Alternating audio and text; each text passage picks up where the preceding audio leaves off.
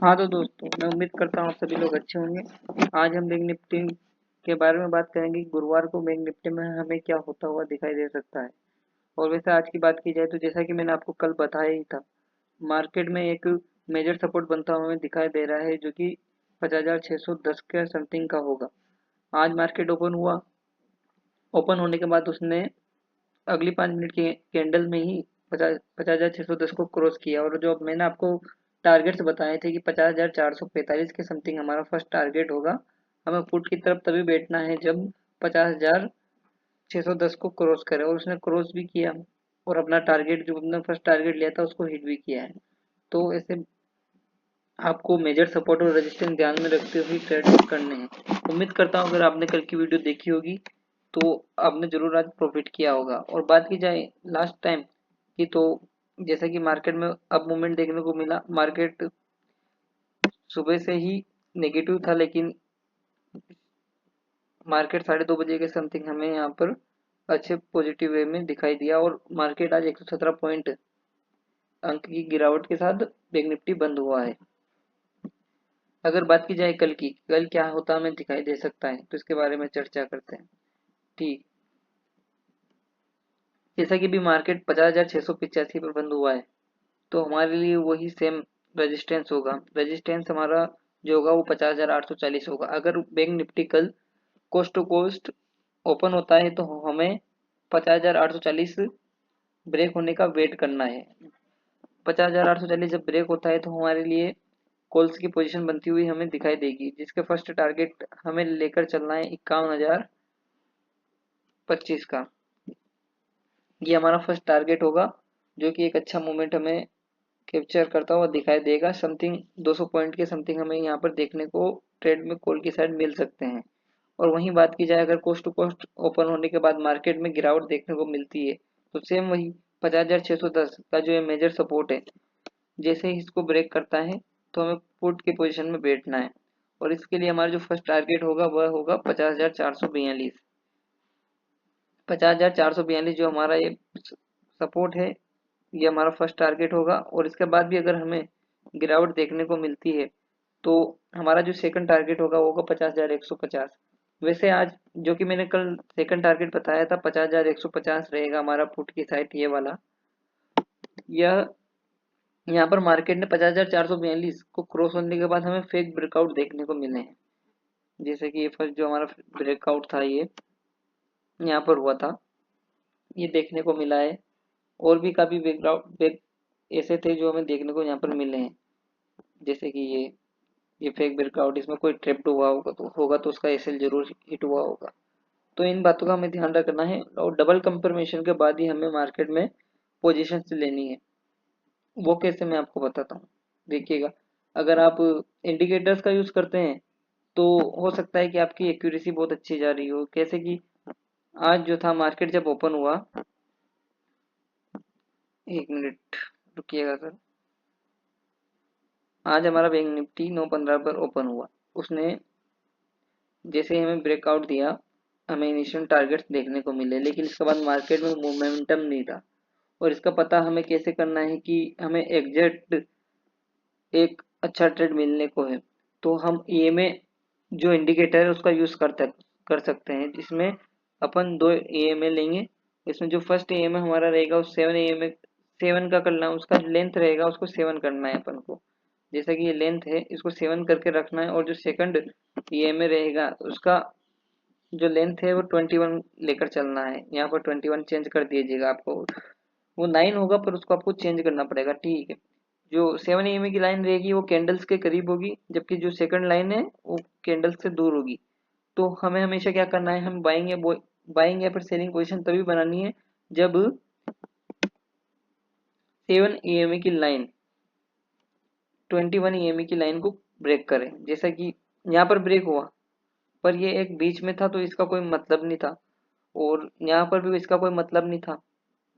ये हमें जो देखने को मिले हैं, यहाँ पर 7 ईएमए की लाइन ने इसको ऊपर की तरफ क्रॉस किया है, लेकिन हमें यहाँ पर कोई बाइंग की पोजीशन दिखती हुई नहीं दिख रही थी, क्योंकि यहाँ पर हमको मेजर सपोर्ट भी था, प्लस ये बीच में था। इसका कोई मतलब नहीं होता है। तो इसके साथ हमें कैंडलस्टिक पैटर्न भी देखना आना ही चाहिए।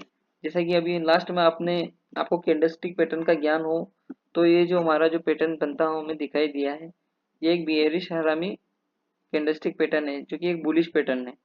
इसके बाद इसकी कंफर्मेशन के लिए हमें एक बड़ा बुलिश कैंडल दिखाई दिया, यहाँ से हमें कंफर्मेशन हो गई थी कि मार्केट ऊपर जाने वाला है। और डबल कंफर्मेशन के लिए आपको यहाँ पर ईएमए को चेक करना था। जो 7 ईएमए की लाइन थी वह नीचे से ऊपर की ओर यहाँ पर 21 ईएमए की लाइन को क्रॉस कर रही थी। तो यहाँ पर हमें बाइंग की पोजीशन देखने को मिल रही थी और हमें डबल कंफर्मेशन हो रहा था कि मार्केट अब ऊपर जाने वाला है, क्योंकि ये एक तो सपोर्ट पर बना था। सपोर्ट पर बनने के बाद उसने इसको 7 ईएमए ने 21 ईएमए को भी क्रॉस किया है, तो यहाँ से हमें बाइंग की पोजीशन देखने को मिल ही रही थी। अगर आपने ईएमए का यूज किया हो या फिर कैंडलस्टिक पैटर्न का आपको ज्ञान हो, तो आपको आराम से पैसा कमा सकते हैं मार्केट में, ऐसी कोई बड़ी बात नहीं है। खैर छोड़िए, आपको ये सब बातें मैं इसलिए बता रहा हूँ कि आपका लॉस ना हो और आप एक अच्छे फेक बैकआउट से बचे। तो यहाँ से हमें पता चलता है कि जैसे कि कैंडलस्टिक पैटर्न बना है, तो एक बेयरिश सलामी कैंडलस्टिक पैटर्न है। इसके बाद कंफर्मेशन के लिए एक ग्रीन कैंडल देखने को हमें मिली। उसके बाद 7 ईएमए की लाइन ने 21 ईएमए की लाइन को क्रॉस किया, तो ये डबल कंफर्मेशन था कि मार्केट अब ऊपर जाने वाला है। इससे होता क्या है कि हमारी जो एक्यूरेसी थी वह भी बढ़ती है और हम फेक बैकआउट से भी बचते हैं। और रही बात टारगेट्स की, तो टारगेट्स जैसे कि मैंने आपको बताया ही है, अपना जो सपोर्ट था वो रजिस्ट्रेशन बन चुका था, तो हमारा जो 50,610 के हमें टारगेट मिल रहे थे। तो ये काफी आसान था आपके लिए, लेकिन आप अब अभी जानते हो आपने यूज किया हो या नहीं किया हो। अगर आपको ईएमए को पूरी तरीके से सीखना है, तो आप कमेंट में मेरे को कमेंट्स कर दीजिएगा। मैं आपको ईएमए की एक वीडियो लाकर बता दूंगा कि ईएमए इंडिकेटर का यूज कैसे करते हैं, क्या इसको छोड़ते हैं और अपन अपनी कल क्या हो सकता है उसके बारे में बात करते हैं। तो जैसा कि मैंने बताया है, 50,685 पर भी मार्केट बंद है, तो हमें 50,610 के क्रॉस होने के बाद को पुट की तरफ देखना है और पुट की पोजीशन लेनी है। उसके बाद जो पोजीशन बनाने के बाद हमारा जो फर्स्ट टारगेट होगा वो होगा 50,442, और जो सेकंड टारगेट होगा वो रहेगा हमारा, एक मिनट, 50,150, यह जो हमारा सेकंड टारगेट होगा। और वहीं कॉल्स की तरफ देखें तो हमें कॉल्स की पोजीशन तभी बनानी है जब 50,840 को मार्केट ब्रेक करे। मार्केट जब 50,840 को ब्रेक करेगा तो हमारा फर्स्ट टारगेट जो होगा, जो कि एक मेजर सपोर्ट बनता हुआ मुझे रेजिस्टेंस बनता हुआ हमें दिखाई दिया है, वो होगा 51,025। ध्यान रखिएगा, मैं एक बार फिर से दोहरा रहा हूँ,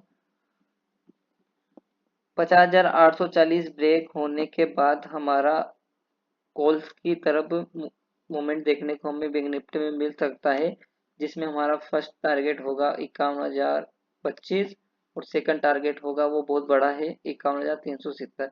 अब आप ये पूछे आपके मन में ये सवाल होगा कि इतने बड़े बड़े टारगेट्स कैसे आ रहे हैं, तो मेरी बात सुनिए। फिलहाल बीते कुछ दिनों में हमें वॉर के कारण हमारे मार्केट में गिरावट आई थी। वॉर की जो न्यूज थी उसके कारण हमें मार्केट में एक गिरावट देखने को मिली थी, जो कि थी 51,370 पर हमारा मार्केट बंद था। अगले दिन मंडे के दिन जब ओपन हुआ, मतलब फ्राइडे था उस दिन, 2 अगस्त के समथिंग की बात है, एक मिनट डेट चेक कर लेता हूँ, हाँ 2 अगस्त की बात है ये। हमारा जो मार्केट था 51,370 के समथिंग बंद हुआ था, लेकिन अगले ही दिन मार्केट में एक भारी गिरावट, मतलब जो मंडे को मार्केट ओपन हुआ उसमें भारी गिरावट अपन को देखने को मिली थी। और ये गिरावट समथिंग बीते कुछ दिनों में 49,666 पर आ गई थी, तो ये काफी मेजर डिफरेंस था।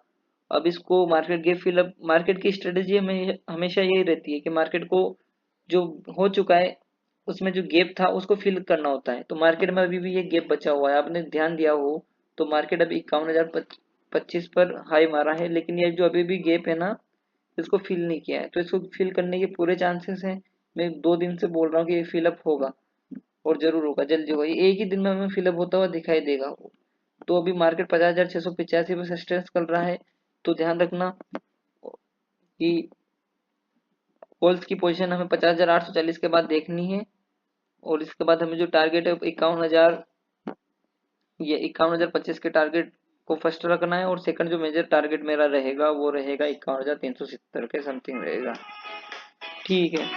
और पुट की बात की जाए तो पुट के साइड हमें 50,610 के ब्रेक होने के बाद हमारा फर्स्ट टारगेट हमें लेकर चलना है 50,442, और जो सेकंड टारगेट है वो रहेगा 51,150। थैंक यू, मिलते हैं अगले वीडियो में। कमेंट करके बताइए अगर आपको ईएमआई के ऊपर एक वीडियो चाहिए जिससे आपकी एक्यूरेसी इंक्रीज हो सके, हम जरूर लेकर आएंगे। Thank you.